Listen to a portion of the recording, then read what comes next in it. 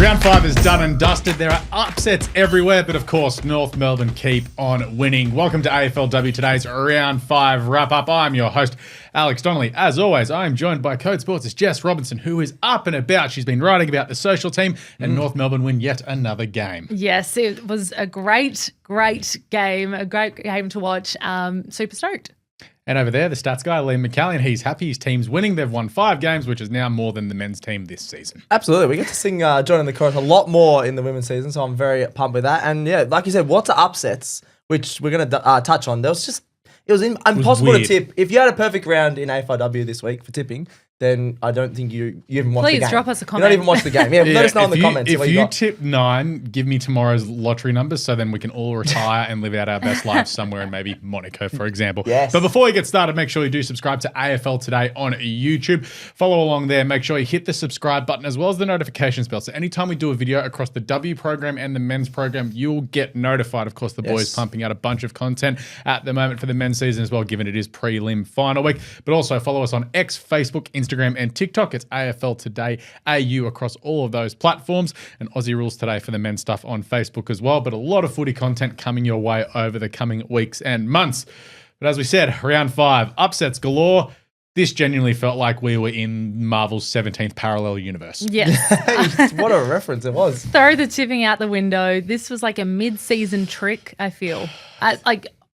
Because the fixture was very tight. It was like you couldn't watch everything, so you would check the score for a different game, and I was just like, what? Yeah, is going on? I think it made it a bit exciting because I feel like a few games were like, oh, I'll pencil them in for a win, or I'll pencil this team in for a win. And then they did the opposite. And then the final, so the race for the final is going to be even tighter now. I love it.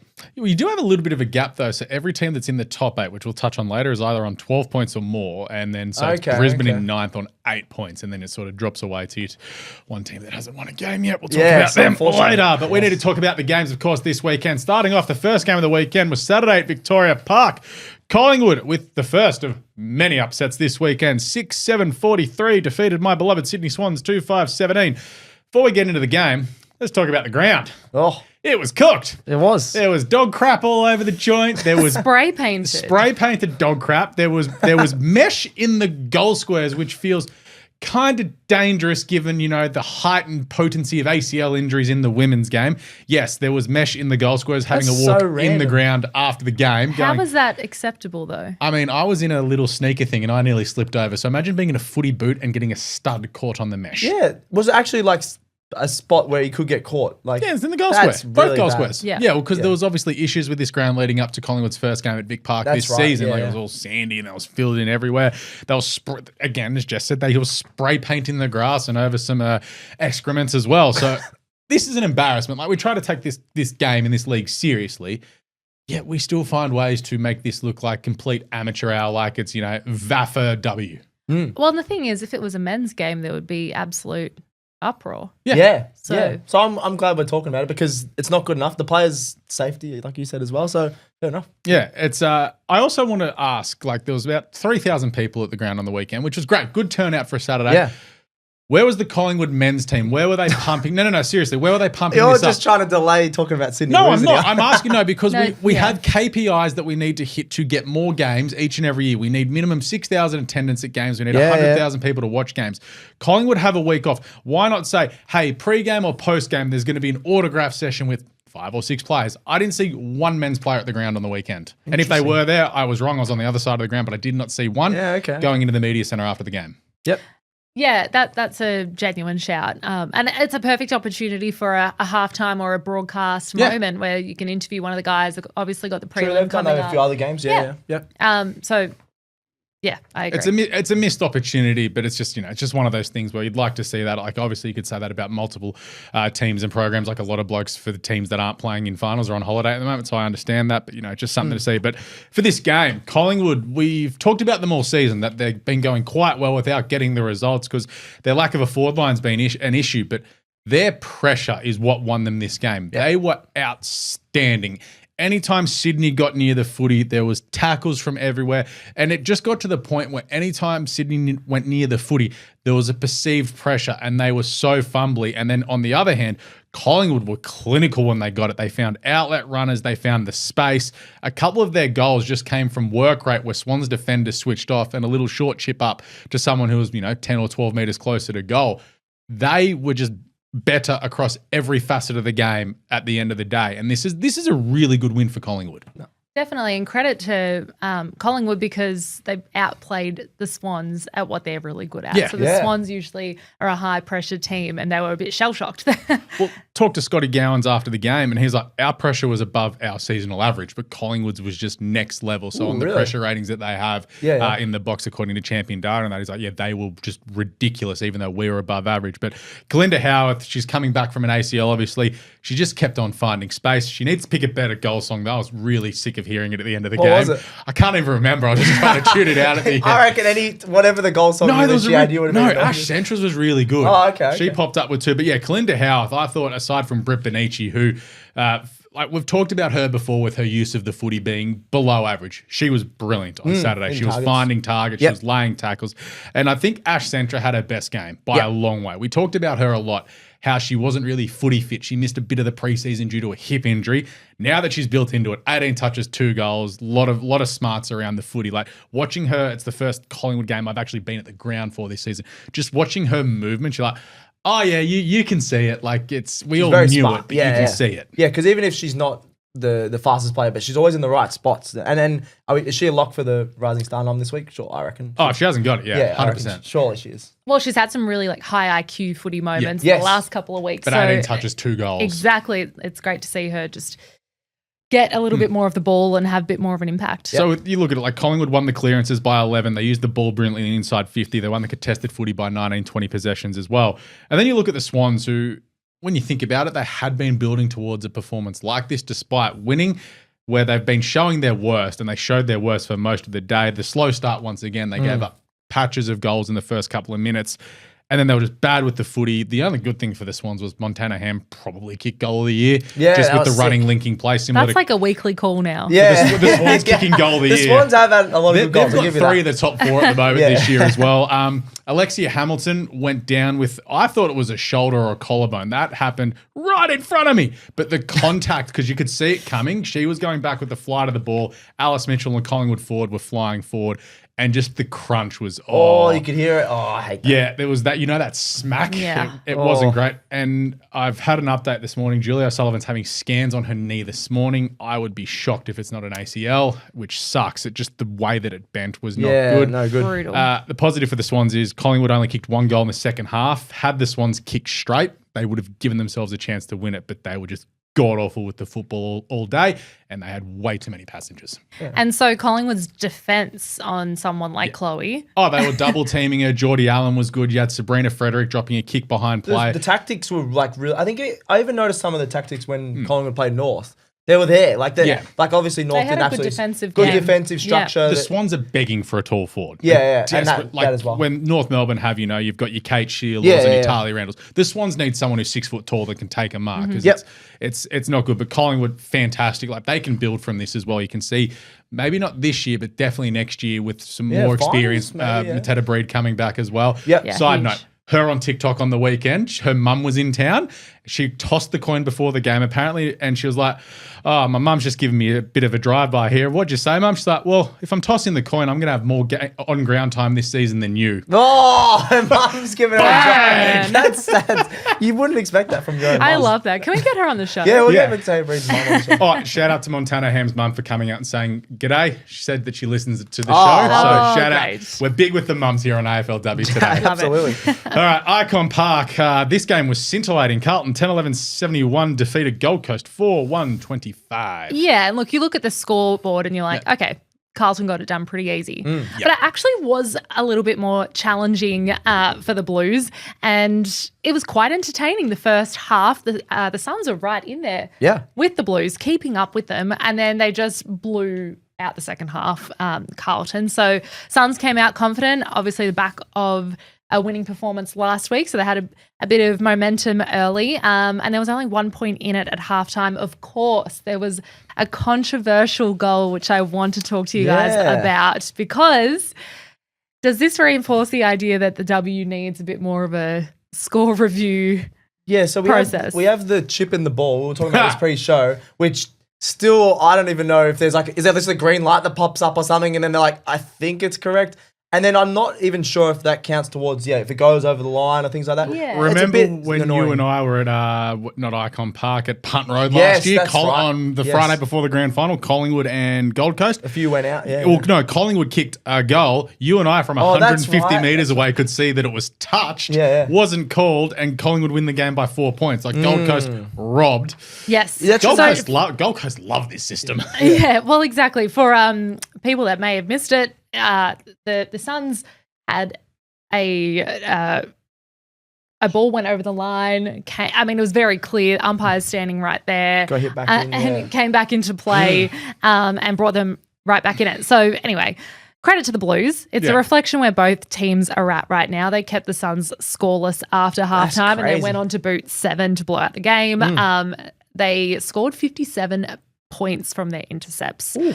So they had a good defensive presence, and they could translate that into a forward attack. They start the season 4-1 for the first time since 2020. Nice. So, we've spoken about them a lot this season, and they're Carlton running with fans it. are getting very positive and happy, which is good to see, because if Carlton's women's program gets rolling, they're the type of fan base that will show up, which is something. Well, they've got a big fan base in obviously men's and women, so you love to see that. Yeah. So Sophie McKay, when we just mentioned Centra Rising Star nom this week, likely. Sophie McKay, 3 goals, putting together a great debut season. I'm asking you guys, could she genuinely be this year's Rising Star? I think she's second at the moment. I mean, there's a few other great contenders in there as well, but she could be, because if we're doing it after 5 games, it's probably Zippy, her.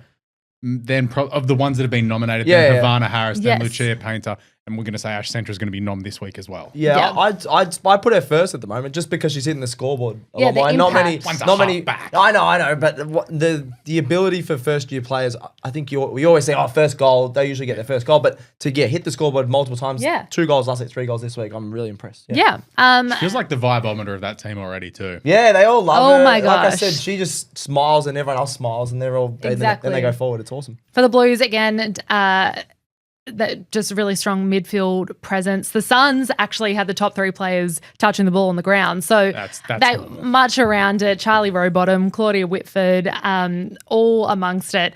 But good news for the Suns, they were actually very even in the middle of the ground. So the contest, but the game was won in the Blues forward half, the forward tackles. Yeah, you can see what Gold Coast are building towards. It's not going to be this year, probably won't be next year either, but you can see that they're building. They've got a bunch of academy kids coming through. And they've got some good players. Havana Harris is 5th for score involvements already in the competition. Yeah. And they're not even scoring that many goals. So I think that's a really positive thing to take out of the game. Yeah, absolutely. Alberton Oval, Port Adelaide, 6-7-43. Hold on to defeat the Melbourne Demons, who lost their first game for the season, 5-11-41. Shout out to my future mother-in-law, goes for the D's. Ruthie, bad kicking is bad football. Yes, they've cost themselves there, haven't they? Well, that's it. If you were one of those fans that was sitting at home watching KO all day, and you jump between the Blues Suns game to the Power and the D's, and you would have been in for a treat, because this was a genuine game of the round. Yeah. Port very lucky to come away with the win, because the D's were firing home when they probably shouldn't have been. Port probably should have put them away in that final term. With 2 minutes to go, Port were up by 10. Yeah. And early in the fourth term, they were up by 17. So they really did let the D's kick their way back into it. Kate Hoare, she's just... I think she's my player. favourite player, non-North division. There we go. Non-Sydney division. Yeah. I've said this for a lot. I think I said this last year as well. She's my favourite player outside of North. 40 score involvements already this year for Kate Hoare. 40. And how many goals does she have of her own? Yeah, leading the competition in score involvements. Bring back the mask as well. That was cool last year. And Liv Purcell at it too. Yeah. She was really great. 27-3. She kept the D's within it. She's a freak. She had a great goal in the second, third, and then in the final couple of minutes, she had a great set shot from the pocket, really tight angle, put them within 3 points. So just really great performance by her. Zenka then had this point that if it went through, the D's would have probably won the game. You almost had your draw actually at I know. Twice. Yeah. It was on in 2 of the games. I just realised that. Yeah. Yes, I was really going for the draw, but again, I'm gonna have to run with this again next week because we're getting closer. It's gonna come in round like 10 or something. Yeah, we are. Like a final or something. Yeah. I told you. I knew it was coming. So the D's inaccuracy, of course, cost them. Paxman 2 points, Bannon 2 points. But yeah. What about Port? Like they've won the game, and we're sort of like, oh, the D's, they've missed out. But this is a big win. This is a big for Port. win. Absolutely. They started the season terribly too. Indeed, Tahoe. Yep. 3 goals. Matilda Schultz took some really strong marks. Yep. She probably needs to tidy up the turnover game. She took a great contested grab early in the forward line. Tried the unselfish play to centre the ball, which did end up in a turnover, but you could see what the mindset was there. Ella Bogue had a great opening goal. So their pressure game was immense. They were leading the tackle count, deflating the D's handball game, which is such a strength of theirs. But it was a little bit of a tough watch early. 7 points between the two teams with just the one goal from Bogue early. It was a bit of a struggle, but it turned out to be very fun. It was a great end to the game.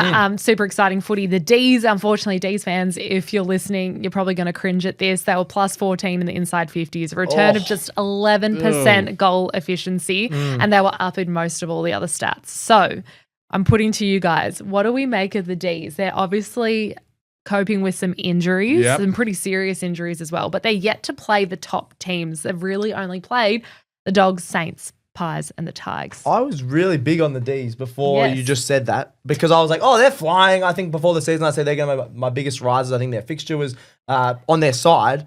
But the fact that they haven't played any of the big teams yet, now I'm actually a little bit worried about. I think they'll still obviously make the finals, maybe possibly win a final, but not be that contender that I thought they could be. I mean, their next 3 are West Coast, Gold Coast, and Essendon, so they're probably going to win all 3 of those. Wow, we say that, but then they could randomly lose. And then they've got Freo, Sydney. I'm doing this on the fly. Freo, Sydney, Brisbane, and in the last round, Geelong. So they've got a tough end. They need to cash in on the next couple of games. They definitely do. Yeah, I think they'll play finals. They've set themselves up to play finals. If they win 2 or 3 of the next 4, they're basically locked in. And then I think that Swans game is going to be a top 4 decider for one of them potentially if they keep going the way I think they'll go. So really interesting one. Very nice. We'll get to Monica Oval. GWS 8-2-50 defeated the Western Bulldogs 3-11-29. This was GWS's first win in 378 days. 378. Came in round 1 against the Western Bulldogs last year where they absolutely kicked the living crap out of the Dogs. So they're playing their bunnies. They just always beat the Dogs. Play the Dogs in Monica every week and GWS will win the flag. What? I swear we said last week, we're so happy with the Bulldogs, and when they lose, they look good. They've kicked some decent scores, and then I think they've just got the giant curse. Yeah, maybe. Or they just don't like going to Canberra because it's a hole. I was going to say this is probably not the only. I'm from Wagga. I can say it. I went to Canberra so many times as a child. It is so cold. I was going to say I agree, but I haven't been to Canberra in my life. Not great. So North Melbourne go there and lose. So yeah, true. I think lots of teams do. Yeah. Yeah, exactly. What I did love about this game was there was a bit of angst between the two teams as well. Obviously, Isabel Huntington playing against the old team as well. Yeah. So there's a bit of feeling in this. I'm like, love this. Give me more of this. I expect we'll see more of that in a Giants game next weekend, which we'll talk about later. But this was a horrendous watch in the first half. It was really bad to get going. The Dogs kicked 6 behinds before they kicked a goal. They got a goal because of a downfield free kick to Ellie Blackburn. The first goal was actually a very soft 50-metre penalty to the Giants. It just wasn't great. You look at the Dogs, they've had 14 shots to 10. They've led the inside 50s 37-29. Their efficiency going inside forward 50 wasn't great. I was just having a look at some of the numbers. The hit-outs, they absolutely monstered the Giants, and they won the clearances as well. So they should have won this, but they lost by... What did they lose by? 21 in the end. They've lost by 21, haven't kicked straight. But this game was just absolutely blown open in the third quarter with Georgia Garnett with the headband, the hair flowing, long sleeves, real throwback to the 1980s. Really enjoyed the way she goes about it. But kick 3, all different ways, running snaps, set shots, everything. So she was fantastic. And that's what set the game up for them. And it was just Giants, once they got their tails up, they were very confident. They started running and gunning and put together some really nice plays to get this game and really run away with it. But I'm looking at this and I'm like, I'm really disappointed in the Dogs. This was a Yes. real opportunity for them to win their third game of the season, get another win on the board, and sort of show us that progression that we thought they were going to show this year. And the Giants, I'm looking at that going, okay, you've won, but it's like similar to last week when they were against Gold Coast. I'm like, there's still so many holes in that, and I'm glad, like, good for them for getting a win. Got 50 points as well. Yeah, I was going to say 8 goals. They were genuine. ruthlessly efficient in front of that's goals. what Like you need. another week that they kicked 2 goals out. That's just how some of those things happen. Yep. Sometimes, like, you look at the Dogs as well. For the Dogs, we love Elaine Grigg. Her defensive pressure, fantastic. Yeah. Like, laid a great tackle in the first quarter to get her holding the ball, and then her goal in the third quarter was just a touch of class, just a little jink and a step and a snap. Perfect. Just simply fantastic. So we'll lead it into this for the Giants. Sydney Derby this Sunday at Henson Park. If you're in Sydney, get to Henson Park. The Swans want to break the Sydney attendance record for this. The Giants would as could, well, in yeah. fairness. Yeah. They want over 6,000 people at the ground this weekend. They're Yes. aiming for 6,500. It is a Sydney Derby. It'll be Yeah. a great time. There's no other footy on in Sydney this weekend, This is so correct. Yes, get out. Well, there's not been no other footy in Sydney for about a month. Yeah. Yeah. But do the Giants have a chance against the Swans next week?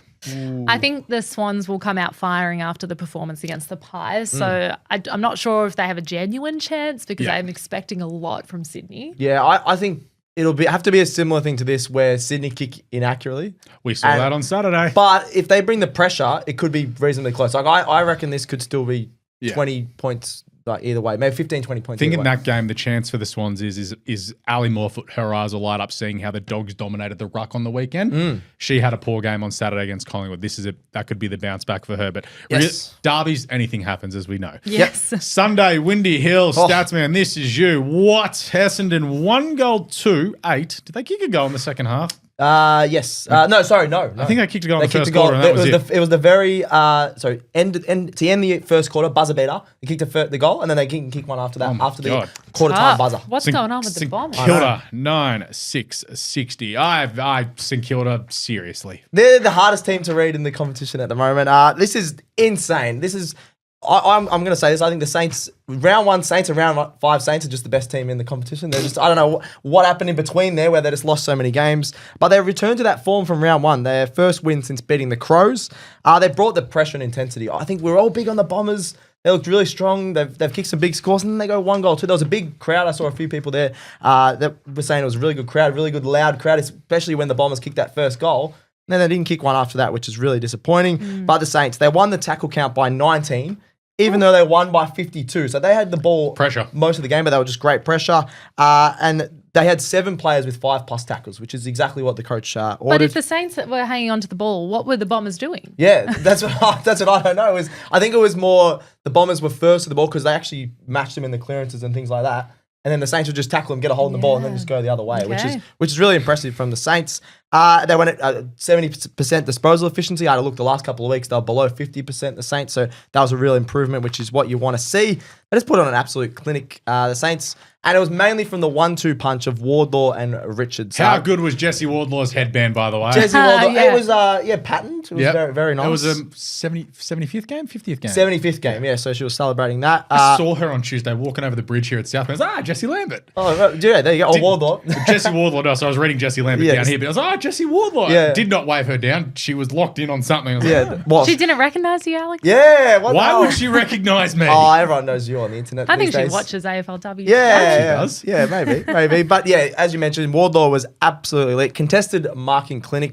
Genuinely, they changed the matchup 3 times throughout the game, and every time she was just taking absolute big clunks. Kicked 3 goals. Could have had a few more. She kicked 3 goals too. And then combining with Richards, they had 5 goals and 41 disposals. a big both game. playing pretty much half forward. That's insane for the forwards. And I want to ask you guys a question. If they can find their best footy consistently, are the Saints a real dark horse, maybe this year or next year? Because at their best, they look unstoppable, but we just don't see it often enough. No. No? Oh, that was a quick answer. I think I need to see a little bit more Yeah, before that's making fair. a call like That's that. Yeah, we haven't seen much of it Well, this season. And I yeah. think they like to capitalize on injured teams. And That's- Essendon, yes, I was also, gonna mention that. Essendon also have a complete bozo game in them now and then. Like, They they'll do, just get they do. pumped off the Yeah. ground. You're like, what is going on here? Yeah, they do, absolutely. Bonnie Too Good, she was solid. She really brought the pressure in the first half, and then it sort of disappeared from all their players in the second half. But it was really tough in the first quarter. 2 major injuries to Verbruge and Georgia G. So good news, Alex said that before the show that Georgia G was cleared of anything to do with her neck because it was really worried. Anything with the neck, they're always really worried about. But apparently, she's been cleared of anything serious there. Potentially could play this weekend too. Which that's very good for the Bombers. Wow. Yeah. I wouldn't be risking the flight to Perth. Probably That's not. just me. That's honestly fair. Maybe give You her get a rest. really stiff neck on a 5-hour flight to Yeah. Perth. Yeah, fair enough. Fair enough. Steph Wales, one positive, a few positives. How for the good's Bombers. her return? Steph been? Wales. I don't know which one her nickname is. Killer Whale or what was the other Ooh, one? I It like was Killer yeah, Whale. because it's this. Yeah, the sister had another name too. I think she might be the Killer Whale, but I absolutely love that nickname. She had 18 disposals, 10 tackles, 5 clearances, and 24 hitouts as a ruckman. She's pretty much playing like a midfielder, which is what you want to see. But yeah, it wasn't a good day for the Bombers. Also, you talked about Jamie Lambert before. There was a big dump tackle on Bonnie Toogood. Look, obviously we don't like seeing the tackles, but has this got to be a suspension or is it a bit of a soft landing so she might get away with Bonnie got 2 weeks for a lesser tackle, so I think Jamie Lambert's looking at 2 weeks as well. 2 weeks? Yeah, I think possibly 1 week, just the way, I don't know, the action of when Bonnie went down, but we'll have to wait and see for the suspension. They're going to be 2. We'll get that email in a couple of hours. But I'm excited by the Saints. And last week I talked up the Eagles and then we'll touch on that. They lost. So I hope I don't talk up the Saints and then they go crap next week. So what we know is if Stats Guy talks you up, you are cooked. Because I was about to say, like, I really love the Saints and all this, but then Don't fall into it. the AFLW is so crazy this year, so who knows? Icon Park on a Sunday as well. Richmond 4-5-29. Geelong 8-11-59. This one flattered Richmond. Oh, I know. We'll touch on. I'll say some positives first. The Cats, they had a much needed big win. Richmond, unfortunately, the only team in the competition without a win still, which they just look low on confidence. I'm going to touch on that, and I think Alex wants to come in off the long run. No, I'm sick of coming off the long run about Richmond. I know. I It's said I was frustrating. done with him after round 3. Like, I don't know how Ryan Ferguson got his contract extended midweek, but that's another story. Yeah, Yeah. I feel like they got the players there. They got lots of good young players, which I'll touch on, but it's just not all clicking at the moment. I'll start with the positives, especially for Geelong. You got the, I said the 1-2 punch of the Saints players, but Maloney and Parry down forward were absolutely awesome. Felt like they had a hand in almost every goal. It actually might have been every goal because they were combined for 18 score involvements and there was 18 scoring shots. So maybe they actually did just combine for everything. They were absolutely awesome. 3 goals, 3 between them. So the Cats could have won by more. 8 goals, 11. They could have kicked a little bit straighter. And then just elite passing, spacing. I really noticed that. I feel like sometimes They stretch the ground. they stretch the ground, the Cats. When they're playing at their best, there's a lot of space and these forwards can just do what they want. Yeah. How did they let Georgia Prasparkas have like an open centre square multiple times? Yeah. I It think was ridiculous, just her running carry. It's like, yep, she's just going to run and bomb it long to Maloney and Parry. It wasn't smart game planning. No, from Richmond. Richmond looked like they were playing a little bit too attacking, and it says it in the numbers. The Cats had 72 more disposals, and it felt like an All-Star game or an American All-Star game where they're just running rings. They genuinely were running rings around At them. one point in the second quarter, it was 12 inside 50s to none. Like, Yeah. It was just, it was a pantsing. Yeah. It was, yeah. Yeah, absolutely. On Richmond, I thought Sierra Greaves was really strong. been good. Just her Yeah. first season as well. First AFLW goal, 14 disposals.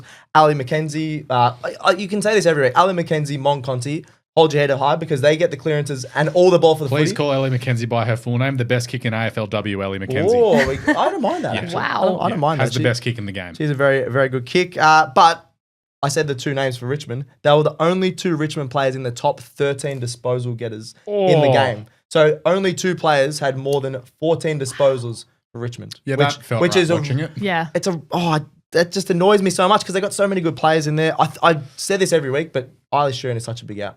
I think if you just put her in there, because she's going to get 20 touches or Yeah. so. Especially when I was watching the North and Brisbane game later, we'll touch on that. Just seeing her just float between half back, half forward in the midfield. It's like, She can play forward as well. oh, yeah, it's kind of good. Yeah, Yeah. so Richmond fans will be filthy with that one. I want to ask you this, guys. Where to now for Richmond? I genuinely think their list isn't bad. I just don't know if it's clicking at all at the moment. You don't know if it's clicking. They're zipping 5 So stats going. why it's not clicking, and what do you guys think? Where to now, Jess? Well, it's clearly a bottoming out and Yeah, is that what it starting is? again. Yeah. I'm not sure.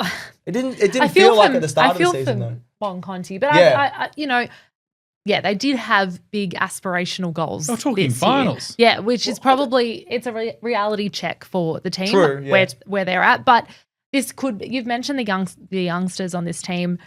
This could be like a development kind of period. I don't think we'll see much more next year, but maybe the one after that, you see these kids kind of come together and put a string of games together. Yeah. So here's the one. Mon Conti getting her career's closer to the end than it is to the start. One of the best players in the league by so far. Still young, yeah. But, Yeah, relatively speaking. Yeah. Does she ask for a trade at the end of the year? Does she? No. Does she go? Because she's given this club everything for a few years. Obviously, has won the flag before, but it's like, oh, imagine Monconti at Hawthorn. Imagine Monconti at West Coast. I doubt she's going to leave Melbourne, but imagine Monconti in Hawthorn's midfield. Yeah, obviously that would be closer to a premiership, obviously. But I don't think she'll ask for a trade. I think she seems like she loves Richmond. I genuinely think if they just... I'd be looking for if they find a bit of a structure, and I don't think their list is that bad. So next year they could bounce back. But I just don't think no one would blame her for No. But it's also, either. if you like, at the end of the day, you're playing football to win. Yeah. Mm-hmm. You're not winning. It's just, Fair enough. It is tough for Richmond, but Geelong, it looked like they were back to their best. Obviously, it was against Richmond, but they were just playing absolute awesome, confident footy. Well, I mean, We said opponents, Geelong's but we've next also... month. That's what I was just going to say. They've got a big next month coming up, and obviously they had the win last week as well against the Bombers, but they're kind of they'll play finals. lower end teams lower to end like probably. smash. So we'll see how that's they true. go. I think they'll win 3 of the next 4, I reckon, the Cats. So I had a look at their fixture, and it's They'll play pretty finals. good. Yeah, absolutely. Kinetic Stadium down in Frankston. Hawthorn 4-3-27. Still haven't kicked more than 5 goals this year. Adelaide 7-6-46. Hawthorn, we told you could not get away with this for much longer, and you haven't. No. Yeah, so we made the call last week. They were going to either kick 6 or 1. 5 or 1. 5 or 1. Like 2, 3, 4, 5. Yes, and now we're going down the other way, so they're back to 4. Next week they'll kick 3. 3, exactly. Yeah. Adelaide, their first win down at Frankston, so they would have been stoked with it. This was a game very much won in the forward line. As we know, you just touched on what the Hawks can and can't get away with. They can't get away with their forward presence as is. Yeah. I think they clearly have an issue there. And I don't know. Which is weird because I think I said last week they were the second best scoring team. They got some players back this week, and then it's not there at the moment. Yeah, so that's definitely not going to stack up. Averaging 29 points a game this year. They've kicked 144 points. In fairness, they've only conceded 126, the second lowest in the third lowest in the competition. Their defense has been good, yeah. They've only kicked 144 points. To put that in example, Gold Coast have more scores than them this year. There is only the only team with a lower score this year is Collingwood with the Dogs, with 128. But GWS and Gold Coast have outscored. Interesting. Yeah, okay. That's a concern for Hawks. They're bottom fourth if you're scoring. listening. Yeah. Because you compare it to the Crows forward line, Eloise Jones, Anne Hatchard, Chelsea Randall, they're big body forwards. They're midfielders score as well. Yes, and Danielle Ponta would love to have kicked her. Yes. She kicked 3 points and would have loved to have her kicking boots on. But it obviously really exposed where Hawks lack. No goals scored until the middle of the second. It was blowing sideways in Melbourne yesterday. It was. And today is just as bad, yeah. Yes, so a windy day, especially down at Frankston, it's just 10 times worse. Let's talk about Marinoff, though, because she's just a jet and she's not slowing down. She's 32 touches, 16 tackles, 7 score involvements. So she was absolutely everywhere. The Crows smashed uncontested possessions plus 14 inside 50s, which obviously reflected on the scoreboard. Yes. Handing the Hawks their first loss of the season. That's at least a positive for the Hawks. I know that they're not scoring. We said this last week. They're still good defensively, and they're 4-1, and they're probably expected to lose to Adelaide, and so that's all right for Hawks fans. A few people were tipping them. Yeah. They have the Pies this weekend, which is interesting. That will probably tell us where they're at. That's at Vic Park. Watch the mesh. Yes. Well, exactly. The Crows, you could really see their game plan, very efficient around the ground. Yeah, what idiot would write them off? Yeah. A few people, And the Hawks' goals mainly coming from spillages, so they've really just got to get it together, and you just hope in the off-season they go chase a key forward. Yes. So if you're a key forward, you are about to get paid. Yeah, there's a few teams exactly. that need a key forward. Yeah. Brighton Homes Arena Grand Final rematch. For the first time in history, the Grand Final rematch has been won by the Premier as North Melbourne were winners, 10-5-65. Obviously not the home team, but Brisbane were 5-6-36. Positive, Brisbane. This was the highest score someone's kicked against North this year.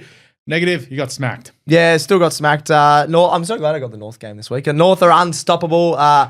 17 wins in a row and unbeaten in the last 19 because of that draw. So they haven't lost in 19 games. 19 games, which is just incredible. Like, even though this was a grand final rematch, as a North fan, I was so confident. I was just I was really confident until Saturday's score lines were all Yeah, out all of the whack. And I was like, upsets, is yeah. this a alternate universe? Yeah. And then I It was was just slightly Saturday. It was just concerned. Saturday. Sunday had the St Kilda game stats, guys. Yeah, true. Oh, yeah. So, yeah, great. I was never concerned about this result. No. Yeah, exactly. yeah. And this is all due respect to Brisbane, who have been good for years and years and years. Yeah. But Yeah, but North just look unstoppable. I was worried about Jazzy Garner coming back into the side, but she had 25 and a goal. I thought it sounded like her ankle injury was more than a week or two off, and then she just comes back in straight away and dominates, which is absolutely awesome. I want to talk about Mia King. I think she's one of the most underrated players. I said on the run sheet for North, but I think in the whole competition, anytime North needs another midfielder to step up, it's always her. 32 disposals and 10 tackles. Whereas you got Garner and Ash Riddell still get tackles, but her pressure is elite in the midfield. yeah, look, it was a down game from Ash Riddell. She averages 37 touches for the year. She only had 35. 35. What are you doing? Yeah, what are you doing? Look, I didn't even think about it. Is she averaging 37? I thought it Before was- the game, she was. She's That now is- at 36.5 Oh, or whatever. that's not good enough. Not good enough, Ash. But the speed all over for North, I think that's what's the difference in the whole competition. Yeah, the this ball year. hits the deck. You're Last year it was the size of some of the players taking the big marks, but this year it's been the speed. And mainly from one player. I talked her up last week, the Irish girl, and I stuffed up her name, so I'm going to say it right this week. Blaithin Bogue absolutely dominated again. She's having one of the best career starts in AFLW history. I'm putting it out there. We caught this while it was away, though. Yeah, you did. Yes. You did. She's We gonna- have spoken a lot about I just want Yeah. to talk about her again. Yeah. It's just so fun watching her. Like, yeah, just go pick her up as an SSP North Melbourne. Just give her a year in the twos to learn football. And it's like, nah, just go be the leading goal kicker. It's fine. Yeah, she's got 11 What goals are in the 5 other matches. recruiters of the 17 teams doing? What North Melbourne do?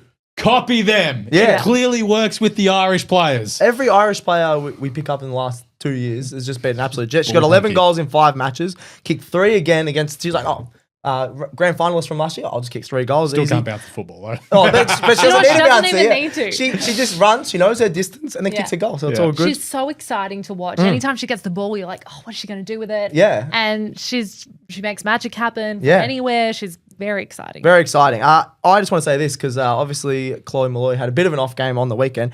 Is Bogue a genuine chance to lead the goals in the competition this year? No. Oh, well, who is then? Chloe's than- like 6 in front. No, 4 now. 4 Oh, now. well, she's got the, Yeah. Chloe's got the Giants this weekend. I don't know. Could cash in. I genuinely think she might. The only thing is towards the back end of the season and some of the other big games, I think there's so many North forwards that she might not kick 2 or 3 every week. But she's kicking 2 or 3 every week at the moment, so I think she's a chance. Yeah, I don't Maybe think top she- 4. Top 4, It's probably Kate or Chloe. that's which gonna is win it. crazy Yeah. for someone that's only played 4 or 5 games of footy. I mean, think it does Ab- help getting to the feet of Talia Randall and Kate Sheila Yeah, and all true. opportunities. Well, I think Abby Holmes was on the commentary and she was talking about Bogue and she was like, she was even super shocked with Yeah. just how impressive she's Yeah. been in only 5 games. It's ridiculous. Insane. Also, Taylor Gatt's ankle, not ideal. No, which is very annoying for that one. But I know I obviously don't want to get out, but the depth is there. Yeah, You've got Yes. depth. Yeah, the depth is Tessa there. Boyd's missed the last 2 as well. Yes, She yes. The tough one for the Lions, 3rd straight loss to the Roos. They just can't get over the Roos. Injuries to Grider and Hampson, which is brutal for them as well because they're really important players. Ali Anderson was still as strong as ever, 25 disposals, 7 clearances. I really love watching her. But 2 out of the 5 wins this year, 2 wins this year just for the Lions. Is their powerhouse run coming to an end, or am I just calling that crow too early? No, it is. Oh, I said at the start of the year, I thought they looked a little bit off in the preseason. They can show glimpses, but their good players go in and out of games too much at the moment. Like Dakota Davidson kicked the first goal. I can't remember her doing anything else. yeah, for she the only rest had of the game. 7 touches. You need her up near the That's 12, what I mean. 15 touches. Yeah, so well, not even that. It's just I think too many of their players drop in and out of games too often.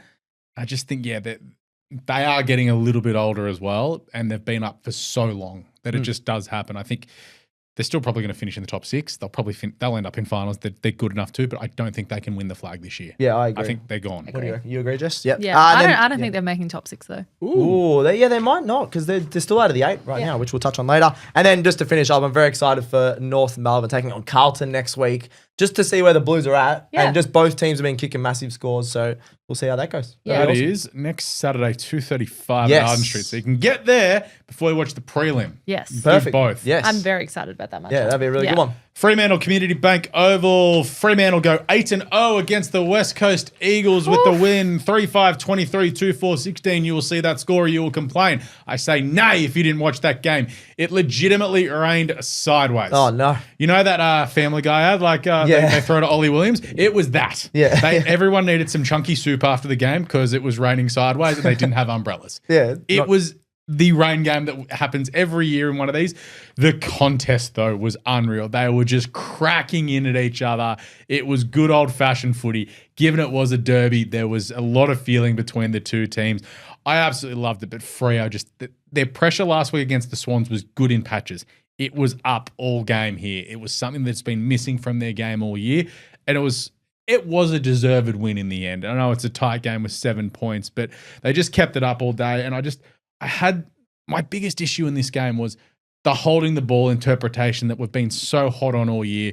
It seemingly went out the window because it's a derby, it's a contest. Was it because it was raining? Sometimes they do that in the men's as well. When it's raining, they sort of let it go a bit, but they shouldn't. And across the weekend, I think that they went so hard on it that now they've gone a bit towards the opposite end of it and they're missing the obvious and blatant ones, but still been really hard on that. Oh, they pick it up, got tackled straight away holding the ball. It's like, yeah, you can't do that. What are they meant to do with the footy? Like they had no chance to get rid of it.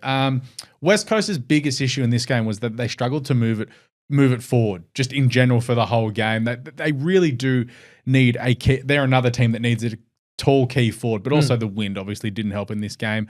I thought that Lally was brilliant for Fremantle. Obviously, she did end up winning the best on ground. She was simply everywhere, just throwing herself into contest marks, tackles. I thought it was a fantastic game. But Ash Brazel as well. Game went supremely underrated as well. Just an absolute brick wall all day. It was just a classic game from her. Yeah. It was as well. Yeah. Ella Roberts, it was the one person showing Ella Roberts in the third quarter. A couple of disposals, a brilliant snap to kick a goal, doing everything that she can to keep West Coast in the game. And like it was just a really tight, tense game of footy that let's just say it, the old dudes on AM radio will complain about it this week, going, "Oh, it's too low." No, it was a good game. Yeah. This was a great game of footy to watch. And West Coast would be absolutely disappointed. Oh, this is the time we thought they would win. I tipped them. Yeah. Well, I think a lot of people would have tipped them going into this one. This is definitely the game that they should have put away. We need to talk about their 4 quarters. Yeah. I mean, they love a fourth quarter, but they didn't obviously pop up on the weekend. But also for Freo, Kiara Bow is just everywhere. Found a great goal as well, to get them to put them in front as well. Was it the second goal that she kicked as well? And McCarthy as well. Really building into the season. Yeah, now. She's been really good the last finding couple. form too. Yeah. It's good signs for Freo because if they lost that, they would have lost a lot of confidence with some bad losses this year. Yeah. Could West Coast have won it if the weather was a bit better, maybe? I think West Coast are a dry deck team. Yeah, that's what I was Whereas saying. Fremantle could just crack in, hold it up. They've got a lot of good defensive pressure around the contest, whereas West Coast are an outlet team that loves to run and carry and show some skill. The Dockers did have that preseason matchup with the Saints where it was just wet and wild. Maybe it helped them, Yeah, maybe they just had a little bit of that experience going to the game. Well, it gets the Dockers moving up the ladder a little bit, but we will need to take a look at the ladder. There is one unbeaten team in the competition, and in a surprise to no one, it is North Melbourne. We went from 4 to 1 unbeaten teams or something. Yeah, in this round. It's crazy. And also, your percentage went from 500 to 378. Do better. That's right. That's actually a big drop, but 378 is still crazy. Do better. Next is the D's, who are the teams on 4 and 1 are the D's, Carlton, Sydney, and Hawthorn. Obviously, percentage there differential. A couple of teams on 3 and 2. The Crows bump up into the top 6 for the first time this season. West Coast down to 7th. Essendon down to 8th. Then the teams on 2 and 3, and there's a gluttony of them with Brisbane leading the way. Their percentage is going to help them this year. Geelong moving their way back up into 10th. Port Adelaide somehow went down, but that was because of Geelong's win. They're into 11th. St Kilda bump up to 12th. Collingwood didn't move. They stayed 13th all weekend. And that just feels like a shame. Yeah. At least they're not down the bottom end of the pack, at least. Fremantle 14th, Western Bulldogs 15th, GWS 16th with their win, Gold Coast down to 17th, and Richmond the only team to win a game. And who do Richmond have this weekend? Please work for me scheduling. Richmond this weekend play St Kilda on Sunday. Honestly, who knows with the Saints? But Saints should flip a coin. You would think if the Ferris wheel is back, St Kilda will win. Yeah, there was a Ferris wheel there. Yeah, I want the Ferris actually, with wheel. the wind at the moment, all season. with the wind at the moment, it might get blown over. Yeah, that's why they haven't had the Ferris wheel. It's literally an OH&S issue. Oh, really? Of course it is. It might make it more fun rather than it might just swing. I don't know. Okay, scratch that. We know one thing. You can't be involved in like any OH&S issues or when you want to take a co-worker's laptop. Yeah, like true. good stuff. True. Don't worry about it. Let's get to the tipping results on the weekend. As you can see, it was a mixed bunch here. Yes. Stats guy led the way on 5. He's up to 23, still last. Well, this proves that it was a tough. Did you He tipped tip Freo. No, I Yeah. did. No, I tipped West Coast, I thought. Or maybe I tipped Freo. I don't know. You tipped Freo.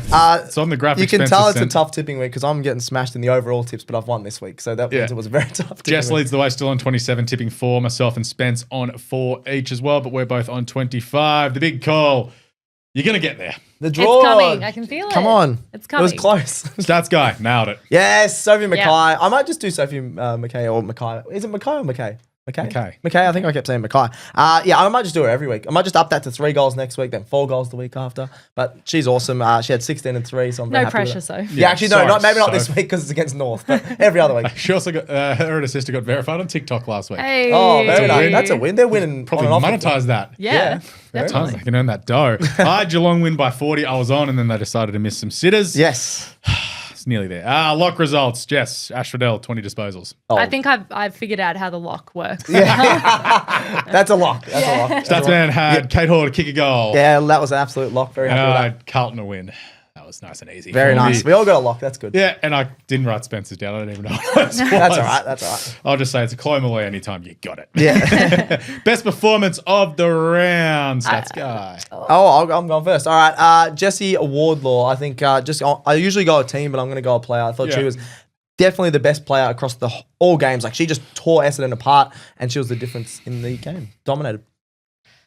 I was very split. Really? If you guys got to see this run sheet, I've got GWS, Port, Pies, and Freo because I couldn't pick. They Just all upsets. just the upsets, probably the Pies, but like. I feel like you wrote down GWS, and then you're like, oh, maybe Port. Maybe. That's exactly my mind mindset. Yeah. I was really happy that Freo, we'd honestly it was a write-off Yeah. last week on last week's episode, and they came out and won.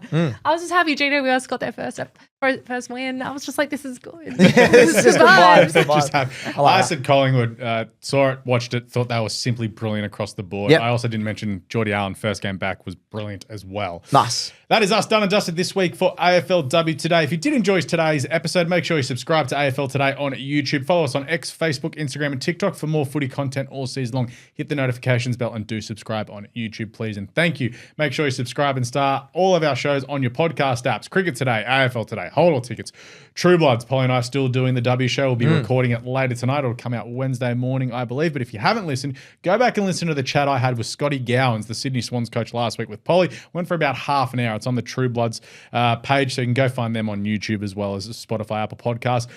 Footy Form Guide, 2 episodes left for the season as well. And Out the Gate, which is a new racing show. Gilbert Gardner tipping up winners like there's no tomorrow.